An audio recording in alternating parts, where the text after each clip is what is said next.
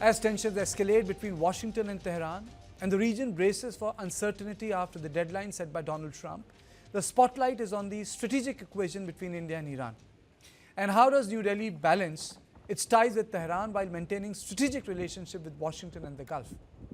To decode this, I am joined by former MEA Secretary Rajiv Sikri, who breaks down the real story behind India-Iran relations today in the middle of the war. So thank you so much for joining me. My question is, what is the Indian challenge in this situation? I think the Indian challenge is how to maintain good relations with four partners who are closely involved in this conflict without upsetting any one of them. The first is the United States, with which we have a very important relationship, multidimensional. The second is the Gulf countries, where we have huge stakes as far as our people there are concerned, our oil imports, oil and gas imports, our trade, our investments.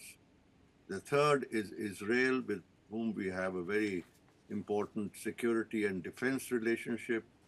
And finally, there is Iran, which is a neighbor, historically has been a neighbor, we tend to forget that, and which is our only access to Central Asia. If we hope to play any role in Central Asia and connect with Russia, Iran is critical, also for Afghanistan.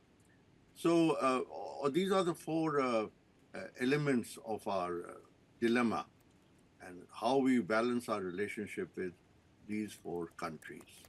So can we say that 2006 was an inflection point where we took a position which was very different from the previous years? Yes, I certainly think so, because, it is important to recall that after a turbulent period in our relationships during the time of the Shah, relations started picking up from 1974 onwards, and particularly from 1993 when Narasimha Rao became the Prime Minister. And let's not forget that President Khatami was invited as chief guest of Republic Day in 2003. Now that signifies that we attached a lot of importance to the relationship with Iran. And there were a lot of this Chabahar project was being talked about, the pipeline, a gas pipeline, Iran, Pakistan, India pipeline was being talked about. We were conscious that Iran is the second largest, they got the second largest gas reserves in the world, a lot of oil reserves. There was a lot of scope for our projects there in engineering, fertilizers, petrochemicals, steel, and so on and so forth. So when we took the stand that we did in 2006 on referring the Iran nuclear dossier from the IAEA to the UN Security Council, that I think dealt a huge blow to the relationship. And one immediate fallout was that the then Petroleum Minister Mani Shankar Iyer had negotiated an LNG deal with Iran. That got cancelled. Subsequently, we had Far's oil field for exploration, where we discovered oil, and they offered it to us. That went out of the window. And the Iranians made it quite clear. We were also having a good defense relationship with them. But under pressure from Israel and in our keenness to improve ties with the United States, we've set aside the Iran relationship and concentrated. At that time, if you recall, that was the nuclear deal, the Indo-US nuclear deal. So that was a huge setback, and I think it sent a signal to Iran, to US, the rest of the world, that India's arm could be twisted on this point. And in my view, that was a very unfortunate decision we took at that time. We could have stood our ground, I think. I think the Americans at that time would have accepted it. But for whatever reason, the government of the day decided that we should go ahead with supporting the US-led move to transfer the file to the UN Security Council. So why did this shift happen? I think it happened under US and Israeli pressure, US pressure. We were so keen to have the nuclear deal that we gave in to the Americans. Then, subsequently, there was an attempt to revive the relationship with an exchange of visits between the then President Rouhani and Prime Minister Modi in 2016 and 2018, respectively. But Chabahar floundered, and it was only in 2024 that we had this 10-year management agreement. And as you know, both under Dr. Manmohan Singh and in an accelerated form under Prime Minister Modi, we gave a high priority to developing our ties with the USA. So whereas we held our ground and pushed back on our relationship with Russia, on which also there was a lot of pressure from the United States, we gave in on Iran. We stopped buying oil from Iran. There was projects for fertilizers, petrochemicals, LNG, railways, steel, aluminium that the new Modi government in 2016, 17, 18 was planning. And those were put on hold. And, we got an exemption from Chabahar, which is ending in a few weeks or from now.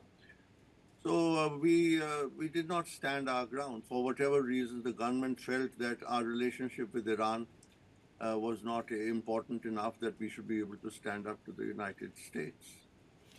A lot of people argue that India has a lot to gain from America. So let me be the devil's advocate and ask you: does India have anything substantially to gain from Iran? Of course we do, because it is a neighbor. Now, considering the state of our relations with Pakistan, I think it is important that we have a good relationship with Iran. Number two, if we do not want to be excluded from Eurasian geopolitics, we need Iran. This is the only access to Central Asia that we have. So either we say we are not going to have anything to do with it. We can't even access Afghanistan without Iran. So we built the road, this Zaranj Dilaram road in Afghanistan. We built Chabahar port. There was due to be connectivity via Iran. The third reason is the oil and gas. It is a very important producer of oil and gas. Now, it is not producing it for various reasons that are well known because of the sanctions and so forth. But at the end of the day, you cannot deny that it is a very proximate source of plentiful oil and gas next to us. And why should we be ignoring this? I mean, are we going to decide our foreign policy depending on what the Americans tell us? One day say, we have tariffs of 50%. Then they say, you cannot deal with Russia. You cannot deal with Iran. This kind of things. And we say we are having a strategic autonomy, independent foreign policy. But insofar as Iran is concerned, we don't seem to be demonstrating that we are following an independent policy. Even lately, when the supreme leader was assassinated, we took a while to offer our condolences. Now it's I don't know. Maybe the government has got more information, which leads them to the conclusion that we can sacrifice our relations with Iran for the sake of our relations with the Gulf countries, with America, with Israel. Maybe that is so. I don't have all the information on what are the considerations that are leading to the government taking this decision. So you also wrote a letter to then Prime Minister Dr. Manmohan Singh. What was the foundation that why India should balance its interests with Iran when you wrote that letter? No, I didn't write any letter to Dr. Manmohan Singh. It is, in the course of discussions, I just presented my point of view. Now, as a secretary in the Ministry of External Affairs, I felt I was entitled to give my point of view. And it is for the government to take a final decision, the political masters to take a final decision. My point was that the relationship with Iran is sufficiently important that we could and should have taken a stand on not supporting the U.S. Move to shift the file to the UN Security Council. And my understanding is that at that time the Americans would have been quite happy with an Indian abstention. But we went out of the way. Now, what did that show? It showed that India was willing to have its arm twisted. That, in my view, was a very bad sign because you signal weakness.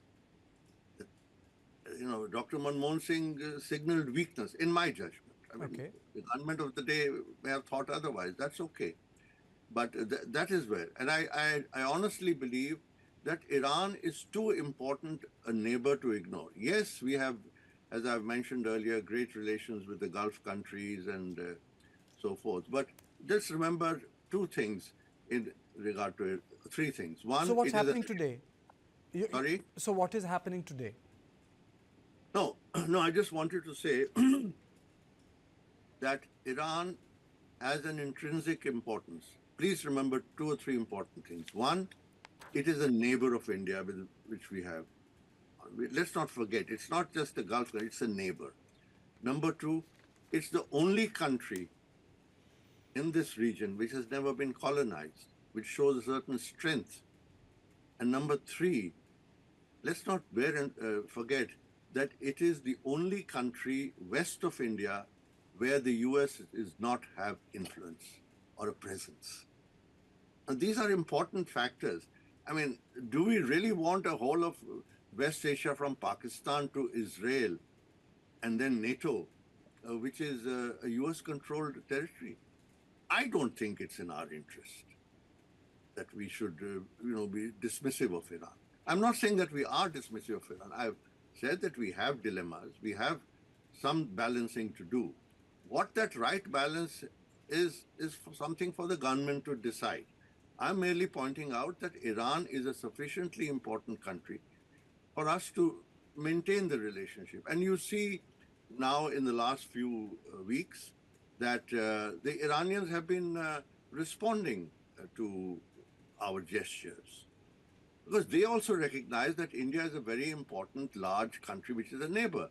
So they also want to have good ties. There'll always be some differences, and their style of diplomacy. A lot of people say that the Iranians, took a position on Kashmir against India. Yes, they did take a position which was not favorable to us, whether it was Article 370 or CAA and so on and so forth. And it does bother us that, they have a considerable influence with the Shia population in India, which affects our internal politics. Now, these are realities, which I'm not saying that we should ignore that. And I'm sure that is where we need to talk to them and have a proper balance in the relationship. You cannot let one factor only decide. There are negatives and there are positives also in the relationship. How do you assess India's position today in the war that is raging in West Asia? How do you sum it up, sir?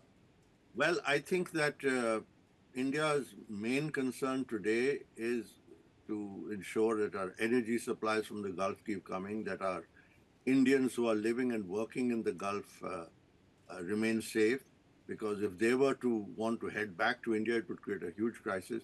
So yes, our relations with the Gulf countries are very, very important today. I'm not sure that we entirely should be subscribing to the US-Israeli view of the war with Iran. After all, as far as I'm aware, there was no provocation by Iran, and the attack was in the midst of negotiations that were going on between Iran and the United States. So that is there. But let's not forget the long-term picture also. And, we have to keep the lines open to Iran, because the way I see the situation evolving, Iran wants to ensure that it has a key role to play in the security and the prosperity of the Gulf, of the Persian Gulf. That's why they've said that, let's work out a regional security arrangement. And the Gulf states also have to recognize that Iran is unlikely to back off now. They have got control of the Straits of Hormuz. They are going to use this, I think, quite effectively. Let's see what emerges. I think the situation is evolving every day. But it's not going to be easy to get Iran out of the control of the Straits of Hormuz. So I think the Iranians want that. They're thinking that, look, we want the Americans out of the Gulf. I don't know whether they'll succeed or not. Number two, that if the Gulf sheikhdoms are prospering, Yes. why shouldn't Iran also prosper? But they have to reassure the Gulf countries that they do not pose a threat, and this has become a little more difficult after the attacks. But they have signaled very clearly that you cannot have just the prosperity of the Gulf countries while ignoring Iran as a regional actor. They are a regional player. They want to play a regional role. They do not want to be marginalized. So I think that it is going to be quite a difficult path ahead to try and reconcile the objectives of USA and Israel on one hand with those of the Iran on the other. And the Gulf states are in a bit of a dilemma because on the one hand, they need some security against a much stronger Iran, but the Americans have clearly been unable to provide that security. In fact, the presence of the bases in Iran has been a provocation which has hurt them hugely, from which they may or may not fully recover. Absolutely.